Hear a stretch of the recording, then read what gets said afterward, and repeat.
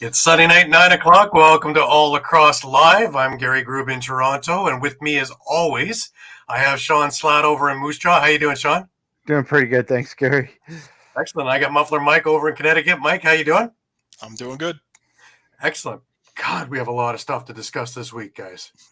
Man, there was news all over the place, and big news. Never mind this little tiny stuff like games and things.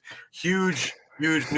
Stick with us, and we will be on all of that in but a minute. Just a few things to get out of the way first. Just remember that all the shows are streamed live across Facebook, Twitter, YouTube, and also Twitch, and you can catch all the action on elpsports.com.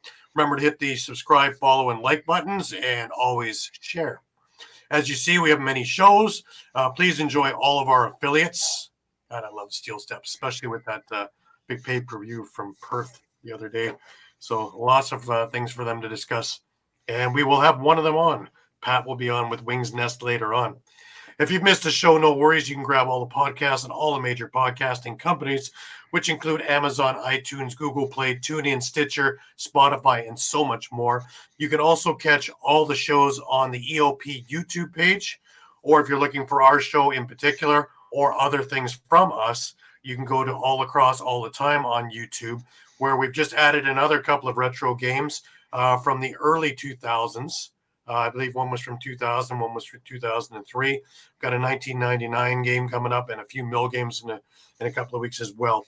So there's about 20 or 25 of them up there, plus press conferences, interviews, fights, everything you can think of. So please head over to our YouTube page and give it a subscribe, please.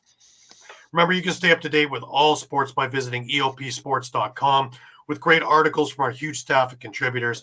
While you're there, please subscribe to our newsletter. Well, World Traveler Eduardo is with us, I believe. He's been traveling all day, so he's kicking back in some of that cool climate of Puerto Rico, or probably with a margarita in hand. Great to have you with us, Eduardo, our Western correspondent, who should be our Southern correspondent now. And God knows if we ever put a team over in Colombia, he'll be our guy. All right, guys, let's get the first thing, the biggest thing over with first, and that is during the week this week, the NLL and the New York Riptide made huge news that the New York Riptide will relocate to Ottawa next season. They will become the Black Bears and will be out of the Canadian Tire Centre where the Ottawa Senators play hockey. The ownership group that is now their ownership group will continue to be their ownership group and partner with the Ottawa Senators, who will handle marketing and ticketing and things like that and help them along to get them off to a fresh and good start while they're there. Now, Mike, you had a talk with Rich Lisk about this, did you?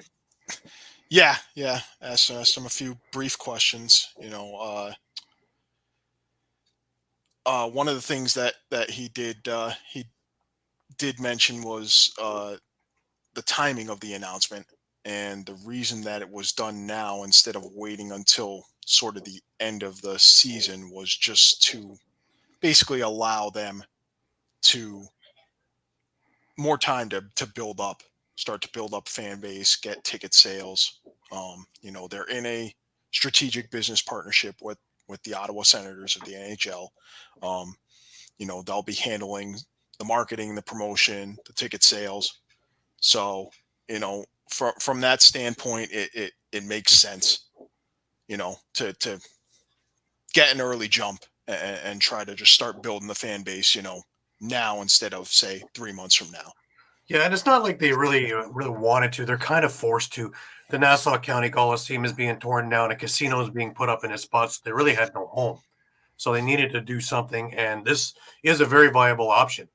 And it wasn't working, obviously, over on Long Island because although attendance was getting better, it still, by any stretch of the imagination, was not good. And it will lead us into our Panther City chat later on about come as your favorite empty seat night. I expected them to be the first one to be moving, and I'm still not with that off the table. I still expect that Laval or something like that might be an announcement maybe at the end of the season, because we wouldn't want to stop the 200 people from going to Panther City and say, no, we're not going to go now. Yeah. Yeah, I mean, that's why I kind of said earlier that this one wasn't quite on my bingo card. I always thought, like you, Gary, I thought Panther City would be the first one to move, but about the announcement timing, I mean, it sucks for New York fans having to kind of go through this now, knowing that their team's not coming back next year. But do you see signs of Edmonton in this one, though, Shawn? You know, like Edmonton, they suffered through a bad team in Edmonton for years. And they finally win a championship, and they move to Saskatchewan the next year, where they win again. So they're the only team I know that have won championships back-to-back in 2 different cities. But, you know, it's that same kind of idea. The team finally gets good, and off it goes. Yeah. For the Quebec Nordiques and the Colorado Avalanche in hockey, where they spent all that time building with weak teams, and they finally had that team. In the first year they moved to Colorado, they won the Stanley Cup. So you know, it's that kind of thinking that's, I don't know. But it was a forced move. It wasn't that nope, we just don't like you fans and off we go. So no, but it's a better scenario for them, and like obviously there's definitely a market there in Ottawa. The fans are definitely going to come, but yeah. Yes, and San Juan, Puerto Rico is where Eduardo is coming to us, and thank you very much, Eduardo. I'm looking good to lose. No, just for anybody who didn't know, I had put up an announcement. I had actually with a little bit of workout changes and a little bit eating different. I dropped 45 pounds in the last 5 months, so I feel great and gotten back and even into running again. So it's like, hey, I have an old classmate of mine. Actually, he's a little sidetrack, funny story. He's going to meet up with me in Prague when we do the Rubeski tournament, and he wants to go jogging when we're out there. Yeah, that's why I'm going to Prague. Yeah, right. Do you spill the drinks when you? Brian Cole is with us from Philadelphia. How you doing, Brian? I actually know how you're doing, Brian. Brian's hurting a little bit. Yeah. Greg, great to have you with us, though. And getting back to this move. I don't view it the same as Saskatchewan. You know, this was a matter of they didn't have a place to play. Right. You know, whether it was after this year or after next year. You know, I don't think in some ways. Well, I was going to say, I mean, my understanding was, you know, that they had the lease at least through next year, I believe, either this year or next year. So, you know, if there's, you know, if they already knew there was a plan in place to demolish the arena or something like that, you know, I'm sure they tried other options.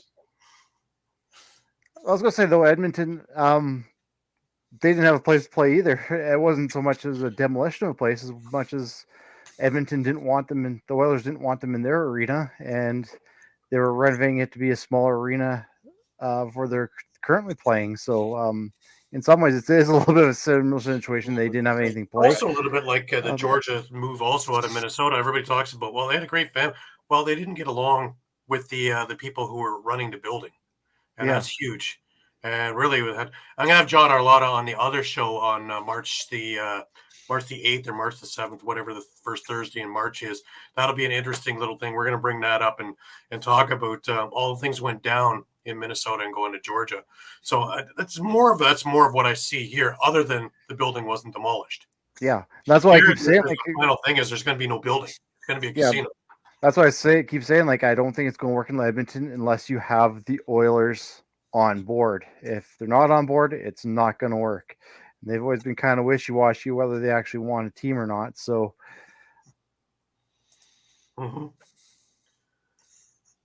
yeah, they got it was mutual, really.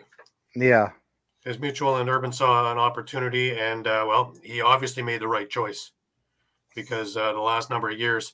You know, granted, it's with different ownership now, and it's a little bit waning because the team hasn't been as spectacular as it was when it first came in there. But you know, the last 7 years have been really, very, very spectacular years in there, as well as all the ground roots programs, all the youth programs that came from scratch. And I remember going in there. I believe it was around a March break for one game or one set of games, and watching the programs going on. At a couple of the rink. It was amazing. how many different lacrosse programs were going, and that's a couple of years ago. So it's only increased since then. Yeah, no, it exploded since then. Yeah.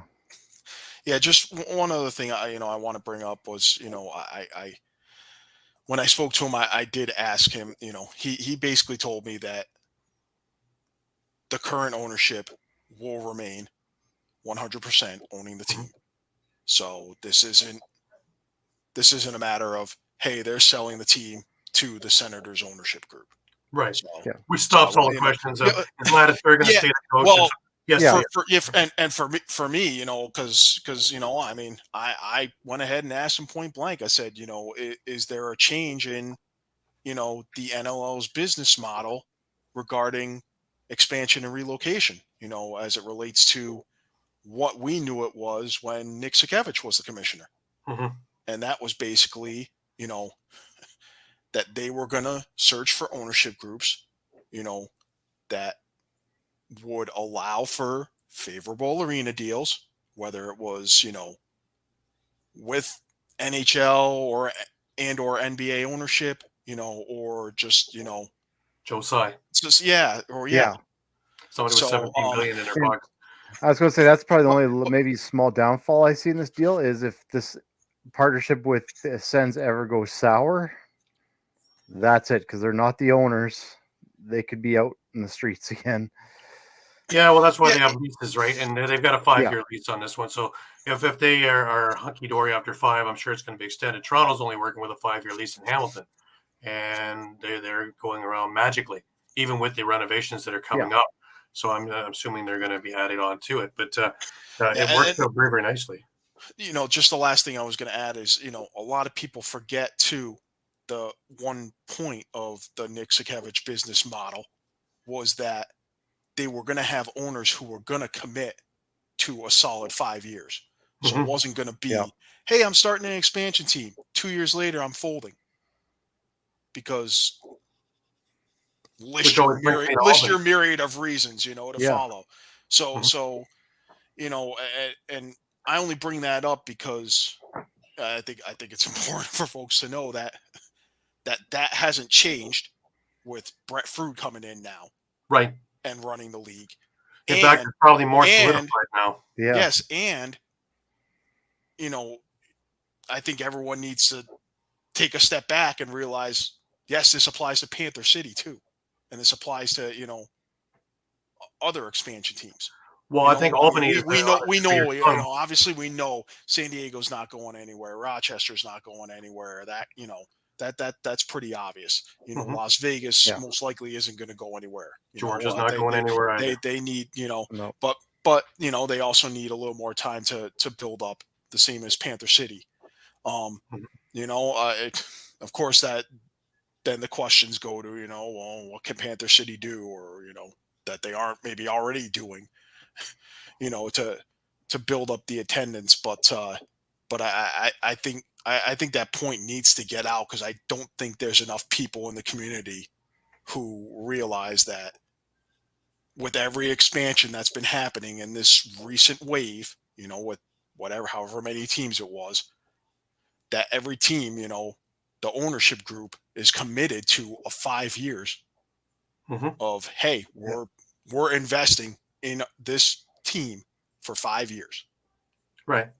And bringing up Georgia was a great example. I mean, look at their first few years where we were even talking about, is this sustainable? Look at the empty seats. It just took them some time to market it out. And now, I they're mean, not going anywhere now. They're in the 6,000 to 8,000 range now every night. Yeah, they're a viable product now. So I'm hoping that happens with Panther City, but I don't see it. And we've had people there and come back to us that summer MSL games in some places get more than they're getting in a NLL game, and it's hard to shoot it. If you're looking at tonight's game, it's very difficult to shoot it because you don't want to see all these empty seats, especially white empty seats. It just stands out, and sporadic people here and there. If anything, I would do it as the PLL did it in their first years and put everybody on the one side facing the cameras. So yes, maybe they're taking pictures to have empty seats, but at least on camera, it looks like there's some form of people in that lower bowl. But that's for later on. Let's move on from there, guys. That's huge news, and I'm sure we're going to hear a lot more things about that. And with their press conference, of course, as we mentioned, they're going to be called the Ottawa Black Bears. So anybody hope that we'll have a Rebel again? No, separate entity, separate everything. What was the difference? Ownership groups, guys. Ownership groups.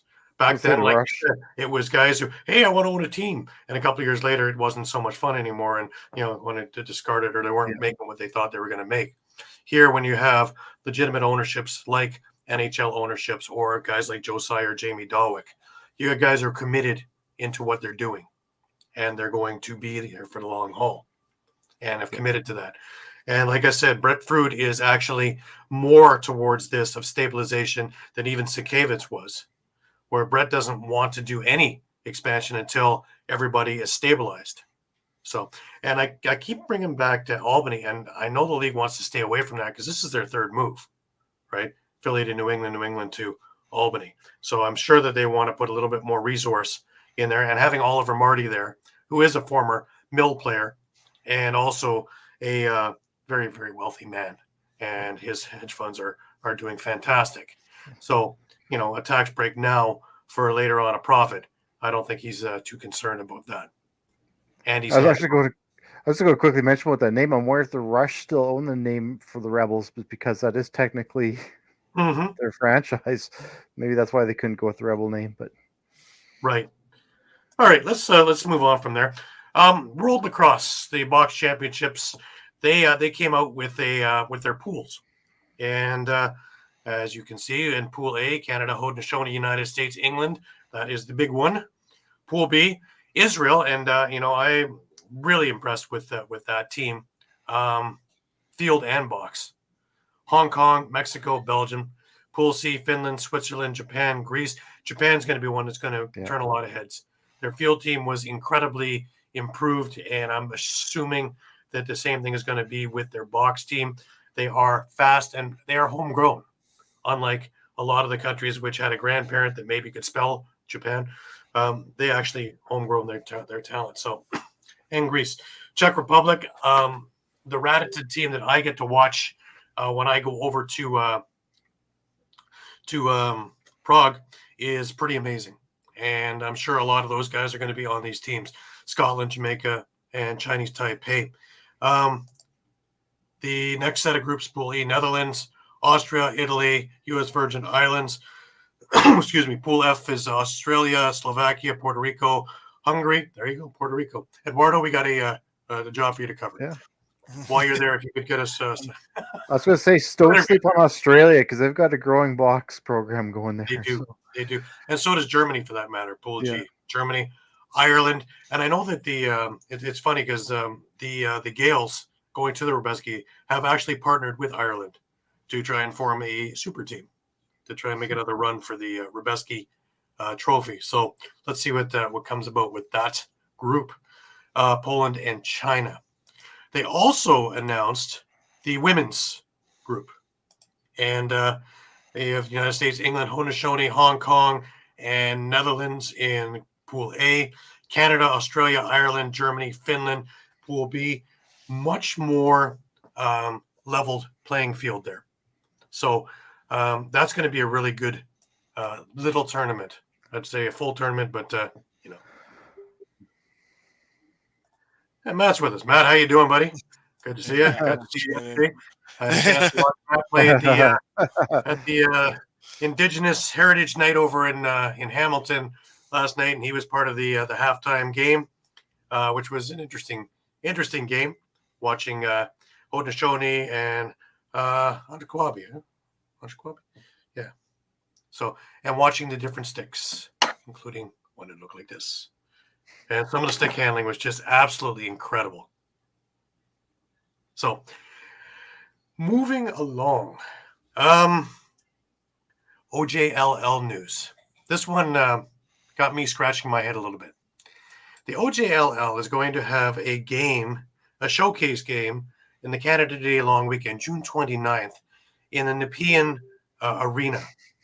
Yes, you all know Nepean as the team that was trying to get into the OJLL, and because of Peterborough and Kitchener, were blackballed twice in the votes and couldn't get a junior A team, but they're good enough here to have a showcase. Now, my thinking is, to put a little bit of sense into this, is that if they put this game there and if they draw well, it will be a good argument that they are able to handle a junior A event. And maybe it stands a better chance of them getting that junior A team. Otherwise, it's just a kick in the shins, right? You can't have them, but here, watch it up close. It's the old joke they got in Yeah. Ottawa. Well, maybe they should have put Ottawa and Nepean got an NLL team before a junior A team. Isn't that funny how that works? Yeah, when you think about it that way.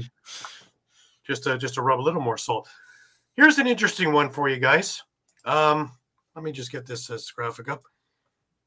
Hamilton, the Bengals, Senior B.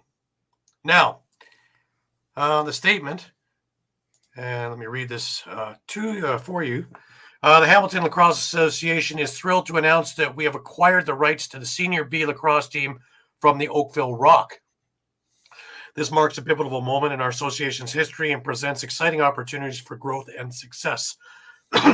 As part of this acquisition, the team will be rebranded as the Hamilton Senior B Bengals, representing our city with pride and determination on and off the lacrosse floor.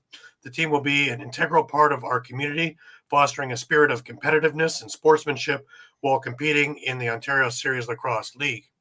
The addition of the Hamilton Senior B Bengals to our roster of teams not only solidifies our commitment to the development and promotion of lacrosse in our region, but also reinforces our dedication to nurturing talent within our own ranks.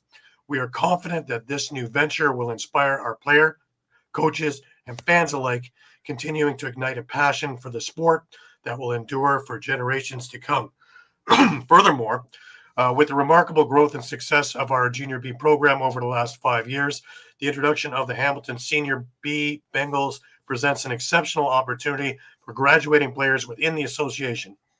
It provides them with a clear pathway to continue their development at a higher level of competition while also contributing to the success of the team. We are excited to witness the transition of these talented individuals as they step up to the challenge and make their mark on the Senior B stage. We extend our sincere gratitude to the Oakville Rock organization for their cooperation throughout this process, and we look forward to our continued partnership as an affiliate to the Oakville Rock of Major Series Lacrosse. With the 2024 season fast approaching, we encourage all members and supporters to join us in welcoming the Hamilton Senior B Bengals to our lacrosse family. Together, let us rally behind our new team as they embark on this exciting journey. Exceptional, eh, guys? Yeah. So a new home. I guess the Oakville Rock, they just want to concentrate on MSL and trying to win a Man Cup.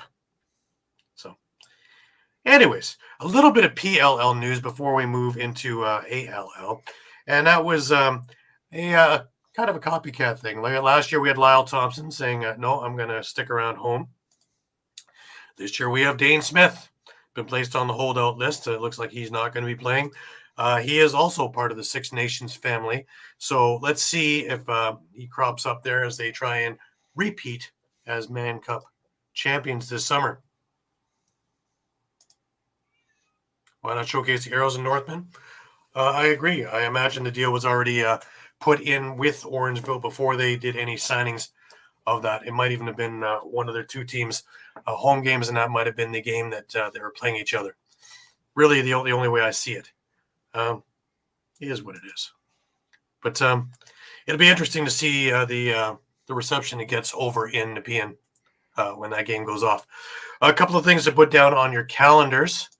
The Bats, annual Bats Invitational. It's their third annual over at the Blue Cross Arena. Will be April the 6th. Face-off is at 1 p.m. If you go to that game, it's free. If you have a ticket to the Nighthawk Riptide game for that evening. Game is sponsored by Signature Lacrosse.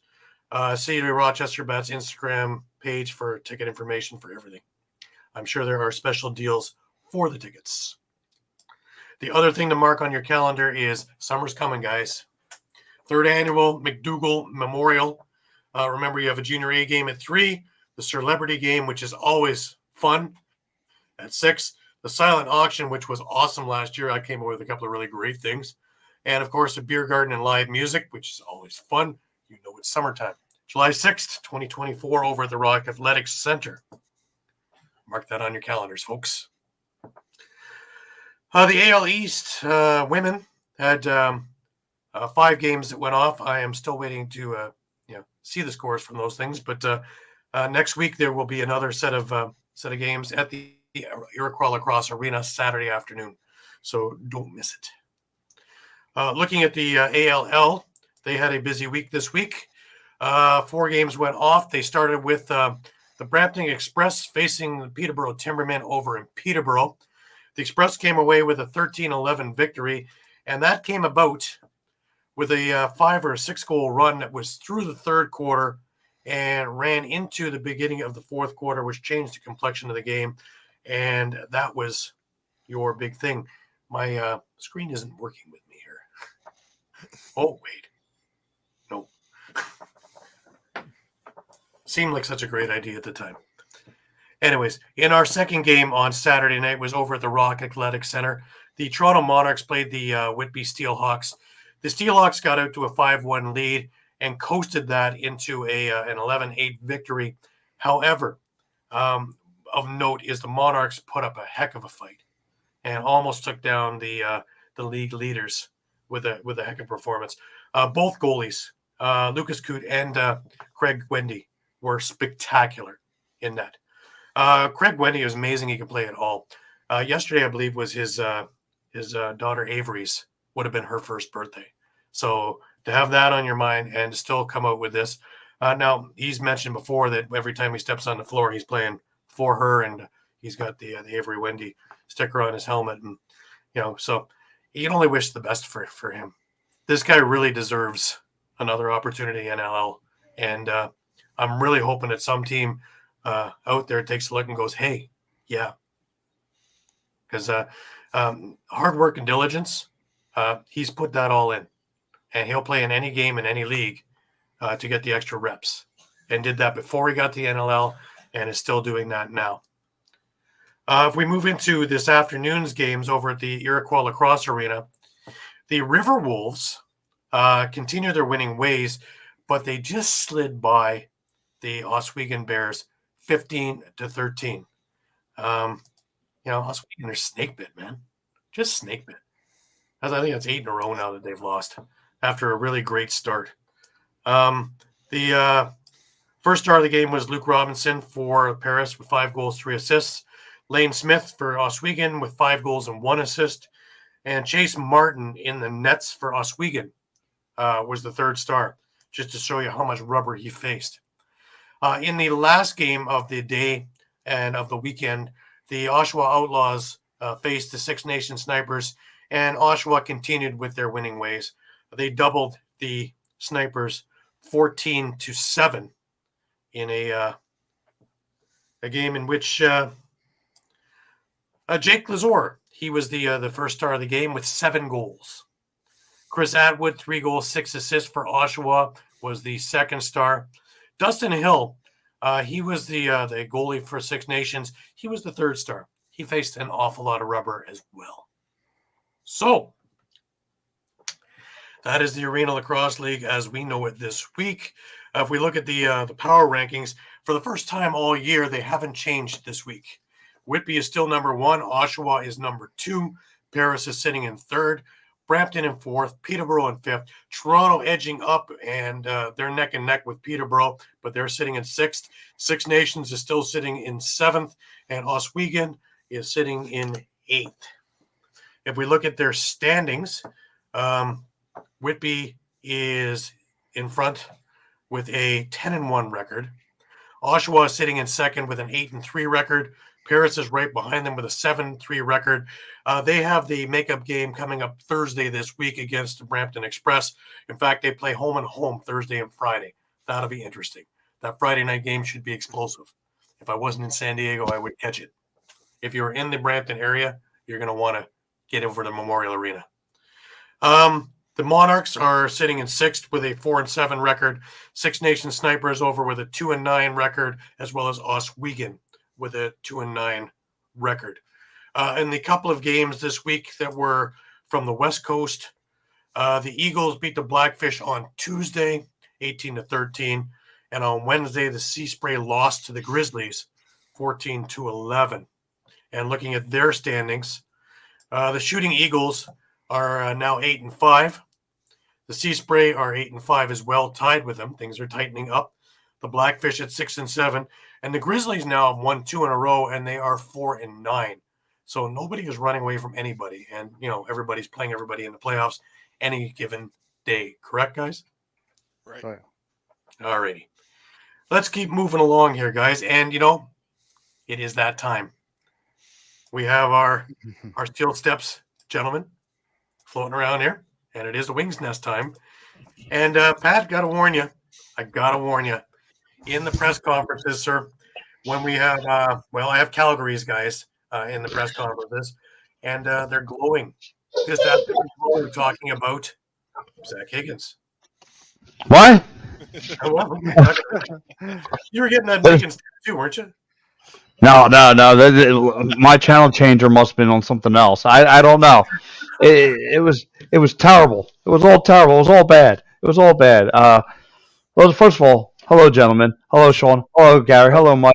But let's get into this pile of mess that I watched on yesterday. Yeah, look.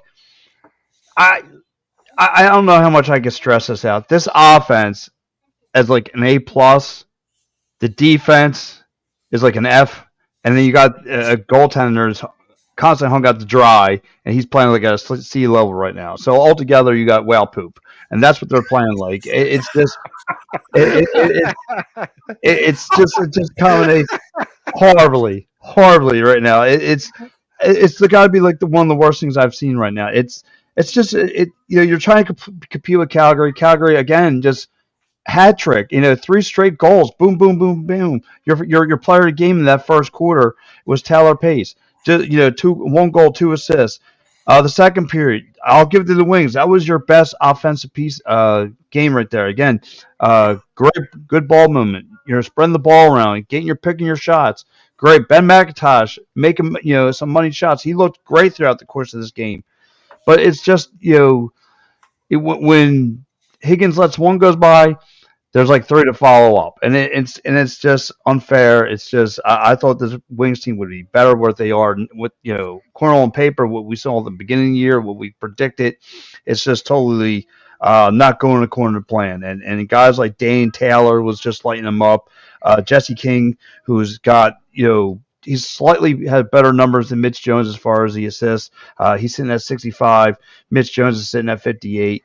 But this team is just really, really stressful to watch. I mean, Paul Day asked for this. He said he wants to get more playing games. Well, he's getting it. I think right now he's bitten off more than he can chew right now. The only great thing about the Philadelphia Wings, you get to face Calgary at home, which I technically don't. Now I'm thinking about it. This could be signs for bad things because the Wings haven't won at home. That's true. Yeah, that is very true. Oh my. So, yeah, that was just a mouthful. I mean, I don't know where to go with this team. I mean, again, your offense is really, really solid, but your defense and goaltending is just a combination of unsuccess. And they got to learn to put together. And Mitch, from Paul Day to the coaching staff to the it's all got to combine. They got to get on the same page. I see there's times where guys are just picking their spots on this. Wings defense. Guys like Isaiah Allen, guys like him are getting blown off the coverages, not keeping up. I'm like, come on, what's going on? Well, you got a bright spot. You got the Catoni brothers working together now, right? They went together for 3 separate goals in the game, and beauties at that. Looking a little bit like Peterborough. Yeah. And that's the one thing I'll give. Holden Catoli looked really, really sharp in this game. And again, the one back pass that Mitch Jones just makes without even looking is just really, really sick. I mean, he just makes a back pass. Holden Catoli right in front of the opposition goaltending, and he just finds the back of the net. It was really, really sharp. Again, like you said, the Catoni brothers kind of getting on the scoreboard, which made things a little better for you. But I feel like this Wings offense, because when you look at them, as far as goal scoring wise, they're not in the top 10. There's nobody on the top 10. And I feel like this team mentally is stressed out. I feel like they just are you're just so stressed out of trying to because the defense is just wearing them out, and then in your back of your mind's like, I got to put up at least 20, 16, 17 goals to try and win games here, and you're not going to get that all the time. You're making a good point when you say Higgins is left out to dry, and it also leaves your offense out to dry, right? Because if you're now having to come back from 3-4 goals down, you're gripping the sticks a little bit more tighter. You're maybe forcing shots that you shouldn't be. Mm-hmm. Absolutely.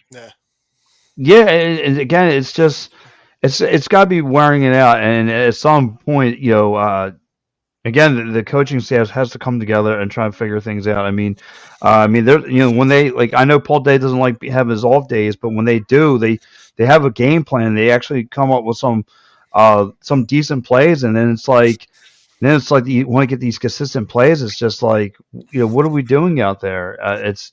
Again, you have to try and outscore your opposition every time. But now that Calgary has a little taste of you now, and he's going to take you in South Philly, and the home field aspect doesn't really play a role in this game, or won't.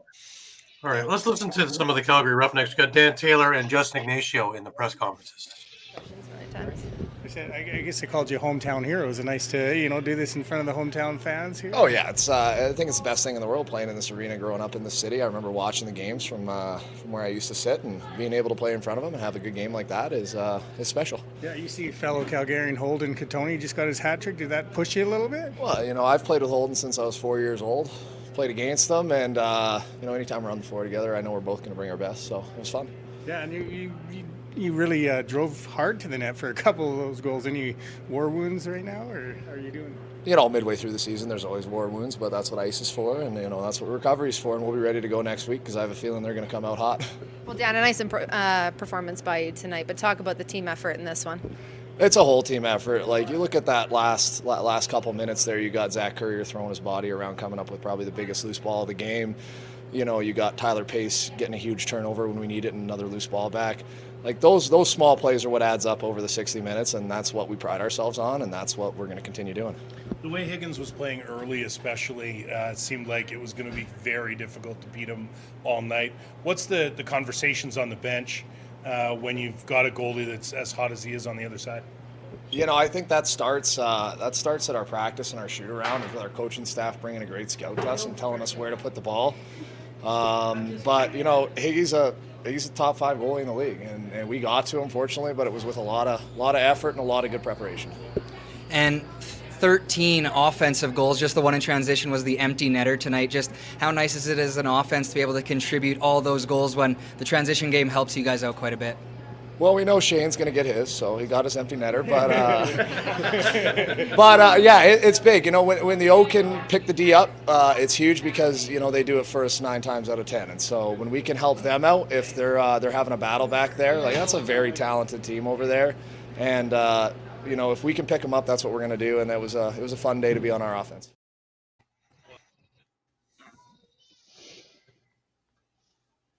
Wow. In front of the camera. Well, we were just talking about you had a great game last game as well against Jake Withers. That's a tough battle. And then tonight, another good one. How are you feeling about your game right now? I feel great. Getting my feet underneath me, which is great, but I'm leaning on the older guys, our veterans. They've been doing a great job of, supporting me, encouraging me. We're building chemistry right now in the unit, and it feels good. Where do you think that improvement has come from in maybe the last couple of weeks? I think just getting on the same page with our wing guys, with coaches, and we just spending so much time together now. It's all working out. This game and last game, there's a few quarters you got an early goal. Like for you, getting that win and seeing the guys get an early goal. What's that like for you? Yeah, it's adds fuel to the fire for sure. That gets the guys going, momentum, and it gives me momentum as well. If they capitalize on my wins, it gets me in a rhythm as well. So, all working together. What's it like when competing against like TD Erland, Jake Withers? Does it give you confidence knowing you can hang with those guys? Yeah, it does. Me and Jake are really close. Played on Team Canada together, so going against him was really, really cool. I think that's the first time we faced off against each other in a real game. So, going against the big guys like him, TD. gives me confidence that I can compete against anyone in the league. And the wing guys competing, grabbing those loose balls helps a lot as well. I know Jeff Snyder's from here. You talk to him at all? Or? Bobby Snyder comes out actually, yeah. You get some tips? Yep. Jeff was actually our U19 coach for Team Canada, so it's pretty cool. Got to work with Jeff and Bobby now, but Bobby's coming out consistently, which helps. Maybe just on the other side of things, you guys are taking on Philly again next weekend. Anything you are looking to maybe work on heading into that one? I think a full 60 minutes for me. The third quarter went slow. I had a few losses in a row, and they built momentum on that. So playing a full 60, I definitely owe that to the guys. Face-off game's always rough, but it seemed like tonight was particularly contentious between you and your counterpart. Are you looking forward to renewing that next week? Yeah, I faced Nick throughout college. He went team up north. I went to Ohio State, so I saw him a lot in college. It's cool to play him in the pro league now, and yeah, it's always an intense, aggressive game against us. So I'm excited. And that is that. And next week they face each other again. So this will be a heck of a game over at Wells Fargo. Yeah, I'm being optimistic that the Wings will now have, like I said, have an idea of how they are. I'm figuring that again. It's what Wings team is going to show up, or we're going to get that hungry defensive Wings team that's been hungry to want to play, or are we going to get a lackluster team that's been on the back of a milk cart? I mean, I don't know. I mean, again, you can't expect this offense to bail you out of every game. You have to step up at some point on defense. What you could, like I said, the goaltending. I mean, the defense needs to be there from the goaltending, and the goaltending needs to step up as well. You can't be a 1 second too late. Is crucial in this league. And right now, the playoffs are very, very slim to none. Right now, you're wanting to play leapfrog. You got to hope teams lose. Right now, your playoffs start now. Right.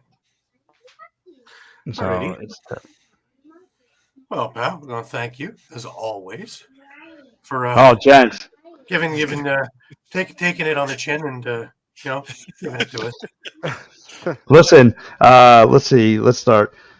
Wings lost, Sixers lost, Phillies doesn't mean it. Flyers lost. It's happy hour somewhere, right? It's 5 o'clock somewhere, right? The Union Tide, right? The Union Tide. Oh, Yeah. that's 2 beers. Let's see. I mean, it's not a good day to be a Philly fan. no. It's not always sunny in Philly. I'll tell you that much. It's more like it's always raining here on the inside. So, but guys, listen. Let's hope for a win here next week, and if not, I'm taking my papers. I'm calling it quits. I mean, I'm done. I've had enough. I've had enough of losing and stressing out anymore. So, but guys, have a great rest of the show. I'll catch you guys next week. All right, and that was Pat with the Wings Nest. That was awesome. Just before we get to some of the other NLL games, I want to get to some of the movement that happened in the NLL, and I also want to get to our pick'ems because, well, some did well. Some of us did well. My, how we picked ourselves up from the turf. Yes. Anyways, last week's players of the week, just to get them out of the way here, is Mark Matthews, who against the Riptide had 4 goals and 7 assists. He was spectacular in that game, his best game as a Toronto Rock. The rookie of the week was Ty Kurtz, and he had a heck of a game also with 3 goals and 4 assists. The Rock made a trade this week, and it was the same day as the Riptide announced their thing, so it kind of went under the radar. They picked up Alex Q, Andrew's brother, from the Buffalo Bandits, who's been actually playing Arena Lacrosse League and has been sitting on the practice squad for Buffalo. And Buffalo receives a 6th-round pick, so it's more, I guess, a cleanup off of Buffalo's practice roster. But with all the injuries Toronto's got, he was actually put onto the lineup in yesterday's game, even though he was a healthy scratch. So luck is luck. The Bandits made another trade, and they picked up Corey Highfield from Rochester, in which they gave up their 2nd-round pick in 2024 and their 2025 third-round pick. A few signings. Terrell Hammer-Jackson has re-signed with Vancouver. They need all the help they can get, so it's good to have him back. And Jake Fox took a one-year contract over to Halifax, I believe. Is it, guys? Yes. Yeah. A few milestones. Shane Jackson got his 700th loose ball on Friday's game in San Diego. Trevor Baptiste in that same game now has 1,400 face-off wins. 11th player to reach that. That's amazing. That's That didn't take 11th long. all time right now. Incredible. Now here's a fun one because yesterday was not only Tom Schreiber's birthday, but he reached his 500th career NLL point yesterday as well on a goal. Great way to top off a birthday, eh? A win, a goal, Yeah. Absolutely. and 500th career point. And just staying on that birthday theme, Rock coach Bruce Codd the day earlier, Friday, was his birthday. Happy birthday, Bruce. Spectacular coach. Another Orangeville aficionado too. Heavy with the Orangeville Northmen. This one stood out to me, guys. Now, everybody, I listen to it all the time. Nick Rose is this. Nick Rose is that. Nick Rose is the other. Let's put down that Nick Rose is, once again, first in the league. This is before yesterday's game of only giving up 5 goals of a 9.40 goals against average, leading the league. Chris Riglieri is second with a 9.73. Doug Jamieson, 10.51. Frank Scagliano with a 10.70. And Christian Del Bianco behind all of those with a 10.78. So remember that in those arguments that you're having with people.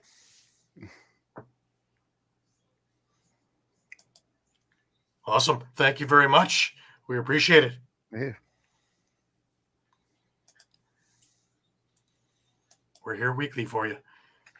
Here we go. Oh, Here we go. Here we go. Here we go. Eduardo had to turn up the hornet. All right, just for you, Eduardo. There we go. Pat me, 5-3. Eduardo, 6-2. Shawn with the lead, 7-1. Muffler trying his best to be different. And 3-5 is where he went. Looking at the year to date, we still have pretty much a wolf pack in there. Shawn leading 46-29. Pat right on his heels at 44-31. Eduardo just behind them at 43-32. Then we dip down, and there's good old Gary at 40-35, keeping Mike company at 35-40. Don't worry, end of the season, it's going to all shift around. Going to reverse. I can feel the good fortunes coming. Just like I feel the sunny weather of San Diego. Wait a minute. San Diego's weather next weekend and Toronto's weather are almost the same. So I'm flying to the same. Can't get that through my head. But it's not here. So, I'll be in San Diego for the Rock game. There are some going to be the braving it and doing the Las Vegas trip and then taking a red eye and doing the Vegas and the San Diego trip. I'll be in San Diego on Friday. I'll be resting and watching that on my ESPN Plus or TSN Plus or whatever plus I can get, and moving it from there. Anyways, moving right along. I'll be at the Seals game on Saturday night though. Come by and say hi. Just look for the roadie's ring. Win or lose, we drink the booze. This is beer drinking champion on a damn thing, so you know what? Who might argue? Not me anymore. I'll be a lightweight. Anyways, let's get on to the rest of the games this week. We'll start off over with the New York Riptide. And, a little bit of deja vu, guys. A little bit of deja vu. It looked an awful lot like, last week against the Toronto Rock, in which they started off great. And the second half, they got outscored 12-1. Just absolutely got annihilated. McLaughlin and Gibson each scored 4 in that game. Most of that happened in the second half. Because remember, the Riptide went, I believe it was a 6-5 lead at the half. And what have we said forever? How do you stop the Riptide? Well, you stop Jeff Teat. And his 8-game hat-trick streak came to an end in that Colorado game because, The defense sure picked it up in the second, man. My goodness. Off the hop, though, Larson Sundown, Riley O'Connor very quickly had them out to a 2-0 lead. The Craig and Robinson goals tied it up, but Austin Madronic and John LaFontaine gave them a 4-2 lead after one. Very, very clean game, guys. Very, very clean game. Zed Williams with a howitzer made it 4-3. But then Connor Kiernan and Jeff Teat made it 6-3 for New York, and it looked like they had this thing in hand. Eli McLaughlin got one back, but Jeff Teat got his second of the night. That'll be the end of us hearing from Jeff Teat. He was bottled up the rest of the evening. Connor Robinson and Tyson Gibson got goals to make it 7-6 for New York.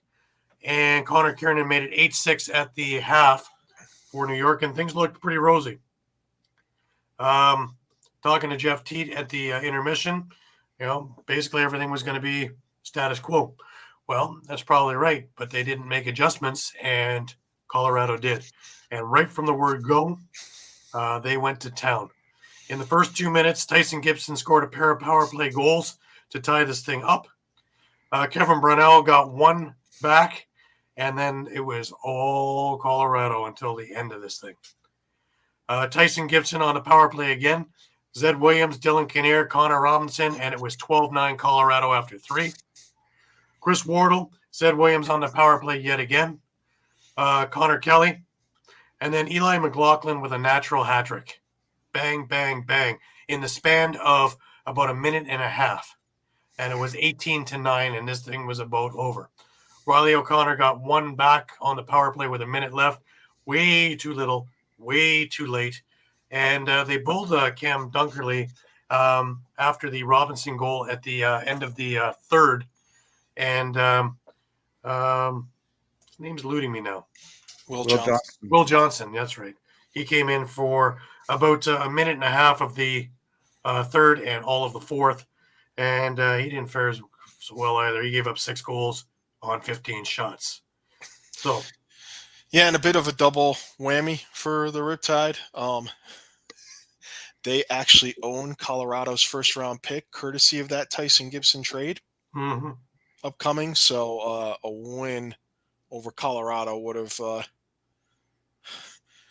done them some wonders. Yeah, would have would have boosted that pick even higher. So obviously they're going to hope that Colorado doesn't continue succeeding.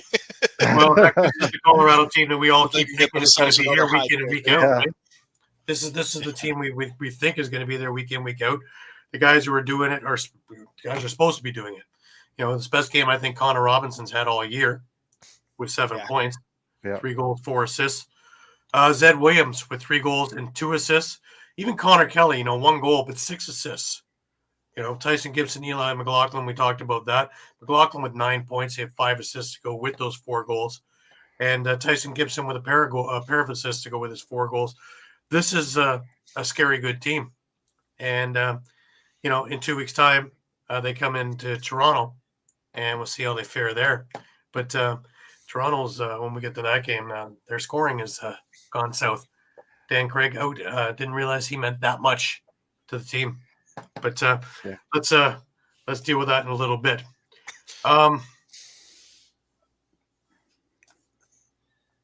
Faceoffs. Colorado was 21 of 32. That's something we haven't talked about much this year with them. Tim Edwards is just on fire. Yeah. Yep. And power plays. New York got into trouble with penalty trouble against Toronto. Same thing happened here. Colorado got 4 out of 6. That's a killer. An absolute killer. And it was all second half. The first half they had themselves in check, and when things started going south, they started losing their composure. And, we started seeing a New York Riptide of the beginning of the season, which just did everything they could to shoot themselves in the foot. And that's 2 weeks in a row where they've only put in 30 minutes of work in a 60-minute game. Results are there. Yeah. Both blowouts. Yeah, and we talked about it last week. Colorado. This this was the first in that stretch where they had 5 out of 6 games at home. Yeah. And we figured they probably needed to go at least 4-2 to even up their record, with the last 2 being on the road. But, obviously it's a good start. So, if they can do 5-1, one of those 2 road wins in the last 2 games will get them to 9-9, which we think. Well, they pretty much need 6 wins. And that's the thing. They need to find their consistency, right? They had a great game here, and that's how their whole season's been going. Great game, not a great game. Great game, not a great game. If they just kind of find that groove again, they'll be fine. But all right, let's move on over. And San Diego and Georgia played a hell of a game. Over on Friday night, and this is going to be a theme. Saturday morning. This is going to be a theme about Georgia, But Berg's incredibly clutch sock trick power seals to dramatic win over the Swarm, including the OT winner. Yeah, it was a crazy, crazy game and back and forth, and it was a goaltending clinic between O'Reilly and Dobson, which I think we kind of expected. Probably the top of 2 kind of young up-and-coming goaltenders in the league. Right. Even though it's kind of back and forth, I mean, statistically, the Seals were dominant. They outshot Georgia 58-44. They were 3 for 4 on the power play. Baptiste did Baptiste-type things, 21 for 27 on the draws. But yeah, then we hit overtime, and then it got kind of wild. And weird. Yeah, at so 3:58 into overtime, it looked like Brendan Bonberry had scored to give Georgia the win. They went to replay and determined that the ball did not cross the line before the shot clock expired, so it was waved off. The very next possession, Westberg takes it down the floor, scores his sock trick goal for the game winner. One other note I had here, even though it's a win for the Seals, I mean, if you're a championship caliber team, you think you'd want a bit more of an effort out of this. I looked, their offense had a little left to desire. Only 1 goal from Austin Stotts, nothing from Dane Doby, 2 from Curtis Dixon. I think those 3 guys you would probably want to see a little bit more out of. Austin Stotts was some frustrated, though, boy. Yeah.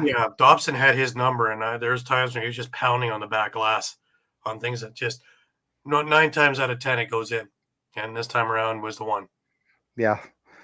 And like some other games we'll see too, like there were an awful lot of post hit. It was just a crazy, crazy game. Yeah, definitely.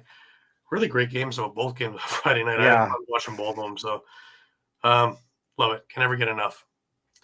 Anyways, let's move ourselves over and the Firewolves and the Bandits.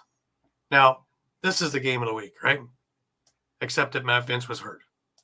And Declan Shanahan took the net for the Bandits. Ty Kurtz nets a sock trick there.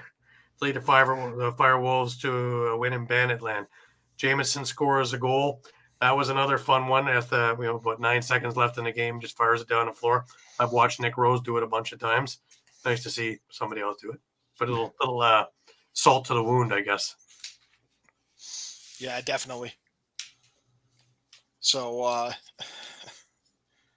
Ty Kurtz had, had the sock trick. Buffalo, some of their scorers showed up. Josh Byrne, 3 goals, 3 assists. Chris Cloutier had 2 and 3. Dhane Smith, is kind of having this string of games where he's just not finding the back of the net, but he's facilitating a lot. So 6 assists on the night. Devin Shanahan had 46 saves in place of Matt Vince. Do we know? Upper body injury could be 4 to 6 weeks, they're saying. Could be 4 to 6 weeks. Oh. Yep. Wow. Yeah, that's big. That's big. But, Buffalo has that. You can always use Stephen Orleman. You've got him there. You got him too, yeah. Yeah. Shanahan. So I got a feeling we're going to see both of them. I mean, that's definitely interesting because, obviously the loss, does a couple of things. I mean, drops them to 500. They're now in a tie for 6th place at 5-5. Just looking at some of their remaining games, at Vancouver, home against Sask, home against Toronto. That's going to be a big revenge game. That will be. Yeah. Then they're at They can get Panther healthy. City. Yeah, they're at Panther City, at Philly, at Colorado. That's going to be another revenge game. Right. And then they finish home against Calgary and at Las Vegas. So maybe the last couple of games we're going to, we'll see Matt Vince back by then. But certainly How not. rusty will Matt Vince be at that point, though, right? Yeah, certainly not the easiest stretch, and like I said, now they're looking at, they're tied for 6th place with Calgary, who's suddenly surging after looking like they were headed nowhere. So, and you're looking at a lot of teams in that back end. You're looking at a lot of teams in that back end too that are just gonna be like scratching and clawing for a playoff spot. So they're gonna be desperate. That's the beauty of this system, right? Is that you can do that. Whereas before in division, you're kind of stuck. There's only 1 or 2 teams that you need to leapfrog, and here there's a whole mess of them. So all these games matter. So yeah, and if anything, the other thing I look at too with Albany is it's great to see Nanticoke back. Yeah. The other thing I look at with Albany is clearly they're showing that they're not worried about going into other people's barns and coming out with a win. No. They're one of only I believe it's only them in Toronto right now that are undefeated on the road. Right. So funny, Toronto's usually unbeatable at home, and their 2 losses are there. Yeah, and San Diego actually with that win over Georgia is still the only undefeated team at home. But that's pretty much it for home and road as far as every other team other than those he's some kind of that's the whole thing I was just going to say about Albany. That just is so awesome to see. You got young guys like Ty Kurtz and and Simmons, Marshall Powell, Simmons, those guys, just young guys that just went into a defending champions barn with no fear and just laid it to them. Absolutely. Yeah. And they're not afraid to mix it up because there was a real good fight in there. Watkinson had a great fight in there. Yeah. You can throw him down real nice guy, but piss him off and just take a look at what can be done. And that whole team, I think that whole team is under the age of 31, if I'm not mistaken. So Glenn Clark is he doesn't get enough credit really. He's a master at this because just take a look at what he did last year with nothing, with all the injuries and everything like that, and working with the right people and trying to weave together the right thing, knowing what he had to come. And don't forget, he's still got the biggest piece coming, right? Yeah. Oh, yeah. Yeah. So, the piece to the puzzle they're building around hasn't even come in yet. Yeah. And, that's scary. That's scary. Yeah, and I was going to say, too, they're also doing this. No Tanner Thompson. No Charlie Kitchen. Yep. No Kieran McArdle because he retired.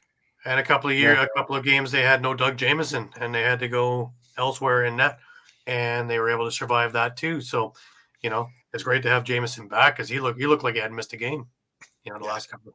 So spectacular stuff, and sky's the limit really. And again, Albany looks determined. Absolutely. Don't forget Ethan Walker. Ethan Walker, yeah. Great job. Yeah, both GM and coach. And and the thing I really huge too last year, him being hurt all year. That was the big difference last year. That was the big difference last year, is not having Ardella. That was the start of things to fall apart there. Yeah. Remember, because you ticked on the win column when you saw Albany was coming. Now you're ticking on the other column because they're just. I'm looking. I'll be in Rochester that night, but I'm looking forward to the Rock and Albany coming together and seeing really the best offense against the best defense and 2 really great goalies. Should be a real interesting kind of game. Yeah. So, all right. Speaking of the Rock, it was Indigenous Heritage Night, and again, I have before I put that up, I guess, great artistry. Beautiful. Absolutely. Their auction goes on until Tuesday. If you want to go onto the Toronto Rock site, There's still some things that are affordable. Nothing like the Frank Brown jersey from Buffalo that went for $505. Unbelievable some of the prices that were there in U.S. funds. If you do it from the U.S., you get it at a bargain basement price because it's in Canadian funds here. So it's almost all half price for you guys. I think Justin Martin is the hard to believe. His is the highest. I think it was 2,400 when I looked at it. Nick Rose was like 700. I think Challen Rogers was at 13 or 1,400. A number of them there were 200 or 300. I think it started at 200 and 250 or something like that. So a number of them were in around the 300 and 400 mark. So still affordable. Shorts and helmets also in there. A number of the shorts were still at 40 or 50 bucks. That'll probably go up to 100 by the time we're done on Tuesday. I think Tuesday at 8 p.m. Eastern, it is over. So if you're looking for a really great jersey, and here it is on there, just a sweet jersey. You know, they did a really nice job once again. I have one from a couple of years back, and gorgeous. All kinds of compliments on it. But Schreiber leads the way with 2 goals, 4 assists as the Rock beat the Warriors. First team in the league to 8 wins, but they were joined by Albany very quickly, just because they finished quickly. The Rock and Vancouver had the slowest half that I had ever had to sit through. It was 2-2 at the half, and not a heck of a lot going on in that particular half. Interestingly enough, I was talking with Brad McCulley before the game, and I had given him one of the All Lacrosse T-shirts, and he was just stretching and doing some stuff in shoot-arounds. Well, he felt a twinge in his back, and he went for a shot, and he seized right up. So he was a scratch prior to game time, so he didn't play. And that was one of the things that really hampered Vancouver to have that grit and those hands in the lineup. Really, come the second half, though, all of a sudden Toronto started waking up a little bit. Again, my screen isn't working here, guys. Very odd. Very, very odd. They're giving me all the Toronto stats for the year. But, hang tight. I have myself covered. Don't worry. Where there's a will, there's a way. Alrighty. Sorry. In the third quarter, Toronto opened up the second half, scoring with Josh Dalwick firing a laser off a Tom Schreiber pass. Marley Anglis with a quick stick, and it was 4-2 on a delayed penalty there. The Warriors scored on the power play themselves when Ryan Martel fired a blistering shot from the outside off a Keegan Ball pass. But the Rock got it back when Tom Schreiber fired another blast from the side of the net off a Mark Matthews pass.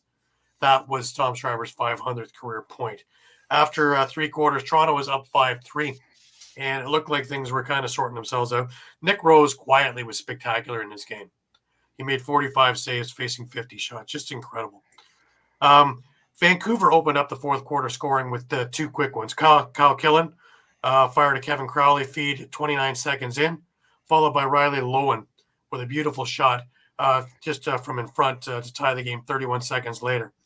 But the Rock got it back very, very quickly, just a couple of seconds later, when Tom Schreiber blasted a low-to-low shot that just worm burner into the corner, followed by Mark Matthews with an outside shot off a Justin Martin pass. Chris Boucher added to the lead, picking the far corner of a Tom Schreiber pass, followed by Brandon Slade, who scored in transition. Now, originally they reviewed this thinking that he might have put his foot in the crease, but luckily his feet aren't that big. And it was deemed a good goal. And that was the way it ended. 9-5 Toronto in a very low-scoring affair. Toronto has all kinds of injury problems, guys. The injury bug has hit them huge. Josh Jubenville, out. Challen Rogers, out 4 to 6 weeks. Dan Craig and Mitch DeSnew were both put on the IR after morning shoot-arounds. Tyler Hendricks still out. Latrell Harris is out for the year. Chase Chavon, who they drafted, he's out. Jordan McKenna's been out all year. Lots of injuries, lots of new faces. Marley Angus looked really good, pulling him up from the ALL. Another reason for the ALL to be there. He was game shape, game ready for this. Cam Milligan was brought up, but he was a healthy scratch for this game as well. Looking at some of this game stats for the end of the game, Warriors outshot Toronto 50-45. The face-off battle was won. TD Erlin doubled them up 12-6. Loose ball battle, Toronto won 60-52. Vancouver went 1 for 2 on the power play, but had a shorthanded goal. Toronto went 1 for 4 on the power play. And that was the way that was, guys. So the Rock have 8 wins on the year. I want to go to the Las Vegas-Rochester game next. Because this one, I was sure Rochester was coming guns a-blazing. I would be incorrect. Second half, and that was it, eh? Hellier's big night of 3 goals, 3 assists powers the Desert Dogs to a road win over Connor Fields with his 3 goals and 3 assists and the Nighthawks. Well, second half, but really it came down to the fourth quarter. Yeah. They were tied 8-8 after 3 quarters, and Las Vegas pretty much put the game away with a 4-goal run in the fourth, and Landon Kells just shut the door on the Nighthawks at the end of the game. For as much as the Nighthawks have been losing, this is now their 6th straight loss after a 3-0 start. They're now 3-6. Most of those games, they've at least kept things close and, or at least found themselves battling back in the fourth quarter and keeping things close. But, it's obvious that it makes it maybe a little more demoralizing that, that you're taking your 6th straight loss and you couldn't do anything in the fourth quarter to stay in the game. But Rob Hellier had 3 goals, 3 assists. Zach Greer, 5 assists on the night. You had Jack Hanna with 2 goals and 3 assists. Dylan Watson had 2 goals and assists. Like I said, Landon Kells, 47 saves on the night. For Rochester, Connor Fields showed up 3 and 3. Ryan Smith had 2 and 4.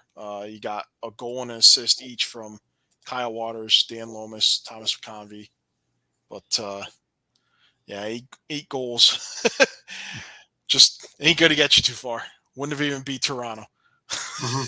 Yeah. My goodness. So Toronto is the punchline now. With their lack of scoring. When transition doesn't work and you're missing Dan Craig, Toronto doesn't have any scoring. Tom Schreiber. And I mean, the reality for Rochester, unfortunately, it doesn't get any easier. Their next 3 games are at Panther City, and then they have a home and home with Albany. So I'm just amazed that that Rochester is not scoring like they can. Yeah. You take a look at it and their lineup, and Curtis Knight is back, right? Which is probably one of the reasons why you saw Corey Highfield go away, just to make room in their lineup. But Lanchbury, Knight, Fields, McConvey, Austin Hazen, these are all high scorers. Ryan Smith, there's a lot of scoring on that team. For them to be shut down altogether, just it's starting to show me that maybe it is coaching in there, because it's going down to place. It's not the talent, because these guys can put them in by the bushel. And it's weird because I know the goaltending doesn't score goals, and Hutchcraft, I mean, he's not playing terrible, but it seems like ever since Hartley went down, it seems just to have been messed with their mojo type of thing. A little bit, yeah. Hutchcraft, he had 28 saves on a night. Again, Riley can get really hot, and he was really great at the beginning of the year. I don't know if not having that regular week in, week out thing for so long, and fatigue is setting in. I don't know, but something has to give here. And Doug Buckham is their backup, so I don't think that's the answer. So I don't know. We got 40 shots. That's not unreasonable. That's not Zach Higgins No. numbers. Yeah. Something's got to give because that's we said was six in a row. Yeah, that's yep. They started so they won their first 3 and they've dropped 6 straight since then. So that's frightening. That's frightening. That shouldn't happen. Yeah, that's too talented a team for it to happen. Yeah, and like I said, at Panther City, then they're home against Albany, then they're at Albany. So rough. Could be 9 in a row, and then after that, it's at Colorado, and then home against Halifax. Yeah, the right side isn't consistent is for sure. Yeah, that is absolutely. Dead on, 100%. And again, the Dogs aren't a bad team, but again, I would say that they're not the most consistent team in the world either. And if you are in the upper or supposed to be in the upper echelon of the league, that's a game that you should be putting as we should be winning this game, and they were, and it just stopped. Yeah. So I don't know if again, adjustments being made or adjustments not being made at the half, and Sean Williams figured it out, and Mike Hazen and his staff didn't, and I'm seeing that all too much out of that now. Yeah, and I mean, we've already had this once, in the last couple of weeks where, people came on commenting, fire Hazen, maybe it's time to coaching change. And who are you going to find at this point? No, midseason, you're not going to find anybody. You have to look internally. Better all you can do. Where are your coaching candidates right now? I mean, who? Unless you want to look outside the NLL box. Yeah. So, I've heard a number of guys who used to be coaches and have been general managers and coaches in MSL say the guys who are in there are just recycled in and around. They don't look anywhere else other. So maybe it's time that they look a little further up. Guys, I apologize. I had a press conference from The Rock that I forgot to put up. So bear with me for a second. Nick Rose and I believe Chris Boucher. Yeah, I mean, they present a lot of challenges. They're going to start winning some games in this league this year. Big defense, obviously, and that young kid in net played his best game of his career. Happy for him. I've known him a long time, and he kind of stood on his head in the first half and the second half, really. But we just couldn't kind of break open offensively. And to be fair, we were getting lots of good opportunities, but that's just kind of how the game goes sometimes. You guys found out no Mitch Desnu, no Challen Rodgers, no Dan Craig. Depth was on full display here tonight. Yeah, I mean, I think we've kind of been dealing with stuff like this all season. Obviously, Tommy and Corb's out a while, and Jubes, and list goes on and on. So it's the old cliche, kind of next man up. And, we got enough in the dressing room to kind of win on any given night, no matter who's in the lineup. So, it's good to get the result, but, proud of everybody stepping up. Shay touched on it because no matter who you have back there, there's just so much depth, and there's very little difference in their play. Yeah, I mean, we obviously have great systems, great coaches. That kind of leads to that. But we got young guys that kind of step in and don't miss a beat, right? And like Noah Kearney obviously hasn't played much defense in his life, not let alone in his NLL career so far. So he's been coming in, playing awesome the few games he's got, and I mean, we just we know what we got back there, and when we play the systems, good things happen. Speaking about the job the defense did, holding a good Vancouver offense to under 10. Yeah, I mean, they got a bunch of good shooters, and they might have outshot us tonight. Like they work hard up there and keep grinding you down, and we did a good job kind of not giving them a ton of repeat possessions, I felt. Even though they were getting lots of shots, we were kind of getting those loose balls, and away we go. So, it's never easy in this league. Every weekend you're playing 3 or 4 kind of top offensive players in the league. So for us to do that tonight was great. Tonight also Indigenous Heritage tonight. How beautiful are those jerseys and playing with some meaning behind tonight's game? Yeah, the jerseys this year are awesome like usual. It's always a great special night for us here. Heard we raised a lot of money for charities and stuff. So it's always special to kind of put on a jersey that kind of means more than yourself, How important was it for you to hold down the fort, especially until the offense got going? And how good were you feeling in the crease? I was seeing the ball pretty good, obviously in the first half, and then they scored a few, I guess, early in the fourth that kind of tied things up. So, yeah, I mean, it's just NLL. You got to kind of grind away, and really, that's just my job to hold the fort, regardless what we're doing on offense. So, the fact it was kind of a tight game, just more so just doing my job. A big road trip next weekend, San Diego and Vegas back-to-back. How do you keep it rolling into next week? Yeah, it's obviously going to be a tough weekend just on the bodies, but, I mean, we're going to have to play a back-to-back come playoff time if we get in there. So we got to be ready, and, we obviously got to put a big focus on Friday night, and we can't get two without one. So we're just focused on going into Vegas and doing a job there, and then we'll worry about San Diego. Yeah, it's been the story of our season so far. Just not really having a good start. I think we start playing good lacrosse when we get a little pissed off. So naturally, maybe we just try and go into each game with a little chip on our shoulder moving forward. Talk about the resiliency of this group. You have no Mitch Disnew, no Dan Craig tonight. It seemed like you guys didn't miss a beat. Yeah, having them out, Jubes, Chow, Latrell, Corbs for the beginning of the season. Like, there's lots of people out, but we got a good group. We got a deep team. Showed that tonight. And then tonight was Indigenous Heritage Night. How cool is it to don a jersey with significant meaning behind it and honor the Indigenous roots of this game? Yeah, it's always amazing. This is my fifth season in the league now, so anytime those games roll around, it's cool to be a part of. I've lived in Canada and the GTA for most of my life. I've always played against Six Nations, Akwesasne, Kanawage, and all those places. So learning something new about their heritage and their culture every year. So I think it's a great thing for the sport as well. He's our, not to pun unintended, but he's our rock back there, right? He's so great night in and night out for better part of 12, 13 years now, something like that on his career. So we have full trust in him, and he trusts us just as equally. So it's nice to have a guy back there to rely on like that. I think part two was that team, that other locker room, they had their sticks in your face all night. Yeah, they're a big team. They're like probably pound for pound, maybe they've got the tallest and heaviest average on at least the D end.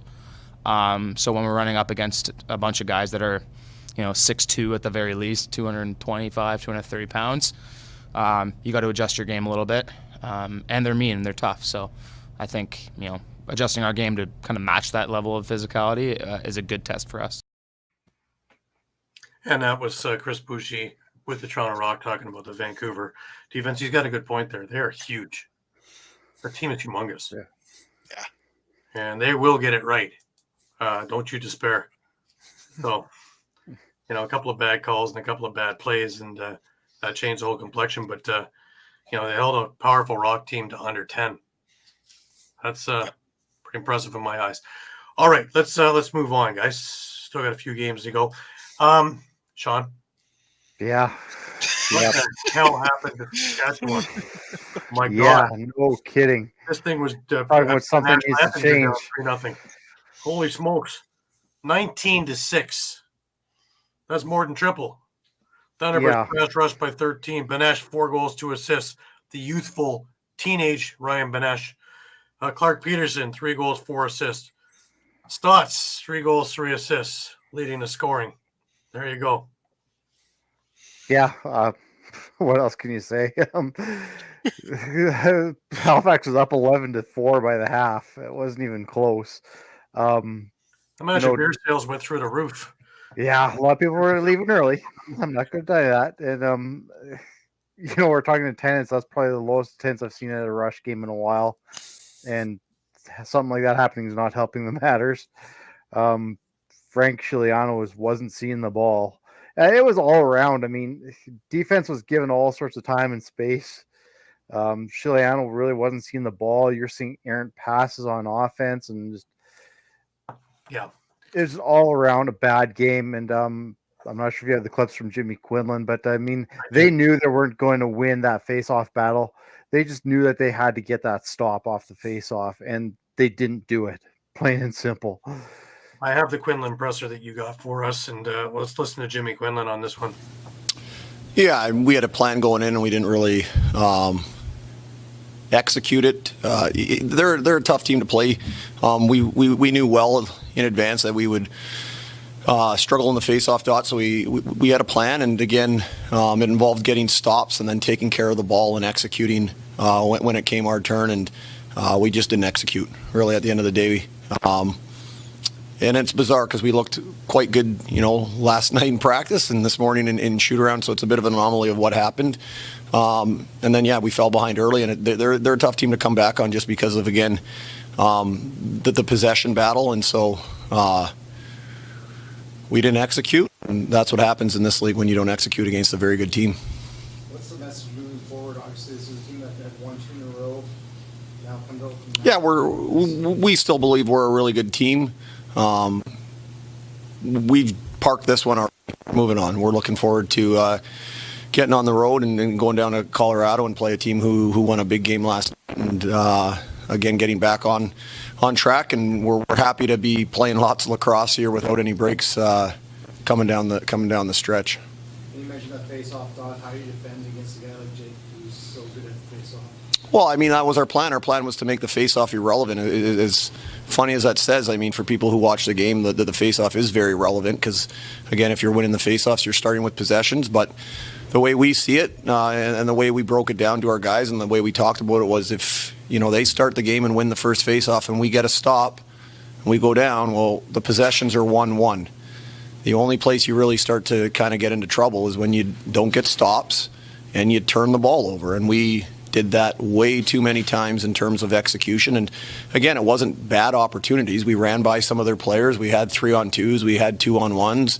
We had breakaways. We just did not execute. And again, that becomes really hard because now when you miss that opportunity, it goes the other way. They get the ball. And if they execute, they're starting with the ball. They're going to start with the ball again. And so it compounds itself. But really at the end of the day, it was our execution in those moments that just led to them getting additional possessions, and we just couldn't get enough stops.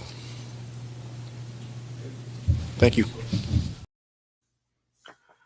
Well, it takes a real man to, after a beating like that, to come and talk about it. And I would say what he said before the press conference because there's a lot of frustration going on right now, and I think you brought up in your pick'ems, Gary, and I said the same thing. Like the Rush had to get to Warren Hill early in this game, and again, didn't happen. If you let them settle in, you're dead. Didn't happen. Yeah, you're dead in the water in this thing, and that's Saskatchewan. I gotta say, because we've been bugging you about the turf, and when they wear those green uniforms with that green turf, man, it's like green screen. It's like just sticks floating around there. I don't see anybody out there. Well, yeah, I always said this about Calgary. I don't know how you can track a white ball on that teal turf. That's got to be painful for goaltenders. Yeah, and if the lighting's not just so, you're going to be, eating a lot of those shots, eating a lot of those passes because. Yeah, I've played in some arenas like that, and it's just, very difficult to see it coming at you. With the lighting that's not the greatest. Yeah. Sad but true. Imagine they don't all have Air Canada sound lighting. Scotiabank. Rogers Center. Rogers owns everything. Even though they don't own it, they will own it. They will own it eventually. Sooner or later, it's going to be in their pockets. Anyways, that brings us to our final game, which happened just this afternoon. And once again, controversy and confusion and all kinds of things. Panther City takes this thing 10-9 in back and forth thing. Crawford scores a game-winning goal with 40 seconds left. In my eyes, it should never come down to the last couple of seconds where the controversy was. Georgia had a 2-goal lead with about a minute and a half to go. And they fell apart defensively. And they gave up 3 goals.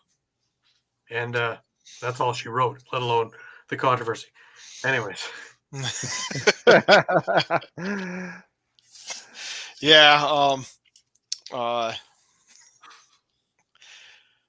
Panther City, they reeled off. I mean, I was pretty certain that that Gary was going to be able to circle that pick 'em as correct. Being the only one with him, yeah.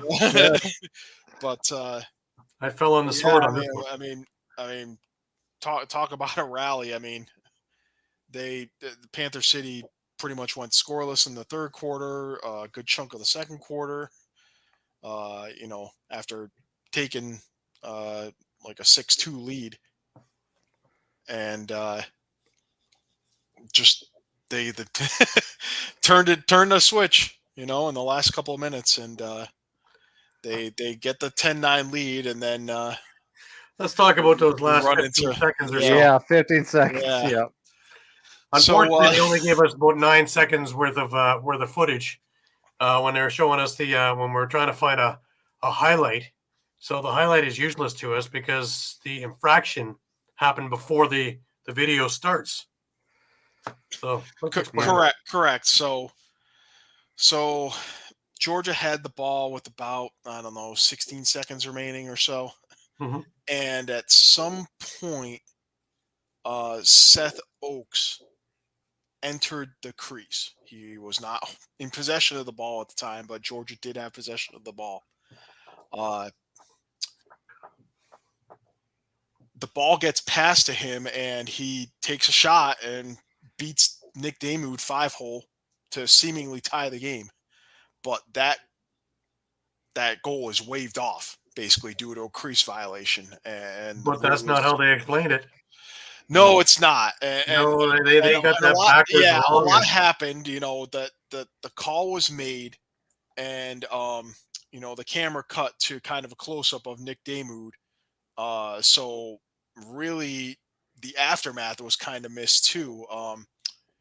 His clearing attempt with only a few seconds remaining was actually intercepted by a Georgia player who was, pretty much on the doorstep, and they took a shot, and that shot bounced off the post and basically kept the game 10-9. Panther City ran out the clock, and mass confusion ensued because everyone seemed to think that Georgia had tied up the game. The ref, does a video review, but the video review he was doing was of the final shot by the Georgia player who had intercepted Damoud's clearing attempt, and not Seth Oakes' apparent goal after having gone through the crease and then being the next guy to touch the ball. Because I was going to say, that's the thing, is even then they were looking at Seth Oakes' shot and whether it went off the crossbar, which it clearly didn't. You could see the net go. You had to go back even further to the previous shot when Seth Oakes was in the crease and Andrew Q picked up the ball to see whether did Oakes get out of the crease and establish himself before Q got possession. Because if Q got possession while he's in the crease, then yeah, he's not eligible. So yeah, there's a lot of things that went wrong there. Yeah, it brought up a good point that we talked about off air that you made, Shawn. Is should we be going like hockey to a central office that reviews? Yeah, because like Mike had mentioned to us off the air, like the ref was going off what his official had called. Well, now you as an official have to make a judgment call on your officials. And now is there really an impartial decision? I hope it is, but human is human, right? Yeah, especially in a situation like that where you probably really don't want to admit you made a mistake. Should it maybe go to a neutral third party up in the booth to look at that and say, yes, it's a good goal, no, it's a good goal. Those guys can also look probably back and say, no, we shouldn't be looking at the shot. We should be looking at the previous shot before that to see whether the crease violation happened. Yeah, because everything gets reviewed under 2 minutes. So everything gets reviewed under 2 minutes. Yeah. So when you're reviewing one thing and we're talking about something else, can you imagine that happening mid-game? No. So let's not make but at the same time, if it was mid-game, a coach would have the ability to throw the challenge flag. Mm-hmm. In this case, Ed Como couldn't throw the challenge flag. No, but everything gets reviewed. So Yeah. And that's part of the problem too, right? If they would have went to the coach and say, "What do you want to review?" Cuomo would have said, "I want to look at the crease violation, not the rebound shot off the clearing attempt." which, by the way, never got reviewed because he was reviewing the other thing. Yeah. So I'd like to see the replay of that too. So that's why Cuomo was so mad afterwards, because they completely reviewed the wrong play. And called he the would have told him so if they would have went to the bench and said, "Hey, what do we need to review here?" Well, you would hope that they were watching the game too and seeing what actually needs to be reviewed. Yeah. But anyways, I'm personally, it's not the first time I've heard that we need a central office for reviews. I've heard that a number of times from a number of sources, and I'm more inclined to agree with it watching this more and more. And it doesn't necessarily have to be like, say, a game in Saskatchewan. We have to call the command center in Toronto. You just have a guy upstairs in the booth with a TV. That's all you need. It's not that hard to do. Right. It's also might stop some of these 3, 4, and 5 minute challenges. Yeah. If you can't see it in the first minute and a half, looking at it in the same angles again and again and again and again for another 4 minutes, it's inconclusive. When obviously the coach that's doing it is trying to not use a timeout. Yeah. Or trying to stop something when you don't have them. So, just like pulling a goalie and putting him back in, just trying to get that break and breather in there, just little tiny tricks. But anyways, we got another busy week coming up next week, guys. Yeah, just before you roll off those games, I do want to mention with Georgia. I mean, the 2 losses dropped them to 500 at 6-6, and now we're running into that stretch that we talked about, where basically they're at Halifax next, and then their last 5 are at home. So, they're going to be must-need games those now because of this. Yeah. They're I mean, but they're still in a pretty Georgia scoring though. They have so much talent, and just like Toronto, there's so much inconsistency in this league that you got Lyle Thompson, you got Shane Jackson, you got Andrew. These guys should be, they're so talented, as well as some of the other guys, more silent than not. Yeah, I'll agree. Jackson, I don't believe, found the back of the net. I think he only had a couple of assists, and he's had several games like that this year where, kind of similar to Dhane Smith, where just you got no goals, but, you've got... Well, Seth Oakes didn't have a goal. He had 1 assist. He might have had a goal, but he didn't have a goal.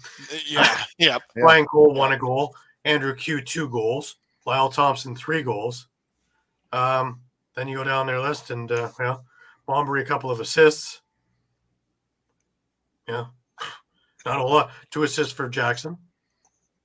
Yeah, not a whole lot of anything going on. No. Yeah, I saw so much promise from that team, especially in the after the first couple of games. I saw such promise, and then it's just kind of pulled back, and I'm wondering what's different. And I can't put my finger on it because I don't see they're not injury prone. They don't have a lot of injuries there. They're still running the same systems. Is that the problem? Their team is getting wise to the tapes. If you're not getting anything different, okay, well, I know how to defend then, don't I? I have a blueprint right here. So let's see. Let's see what they do next week. They have Halifax on Friday. And that's not going to be an easy one. Halifax obviously is rolling and scoring, and all the weapons that they have are coming to fruition. So that's going to be an interesting one. Here's where it gets interesting, guys, because you thought that it was just Toronto with this back-to-back thing that's going to kill them, but San Diego is playing in Panther City on Friday, so they're flying to the southeast to play there before playing Toronto at home on Saturday in the Southwest. Toronto at least is probably flying out like tomorrow to Vegas, and then they play in San Diego the next night.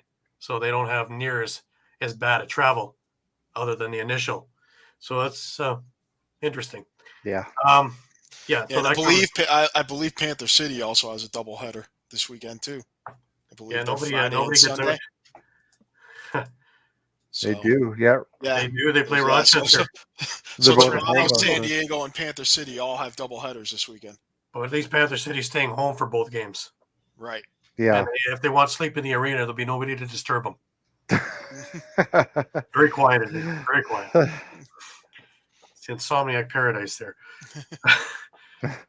Buffalo plays Vancouver in Vancouver. That's going to be interesting because both teams are kind of struggling right now. And the way the Vancouver defense is playing, I don't know, man. If there's an upset in the making, that one would be an earth-rocking one.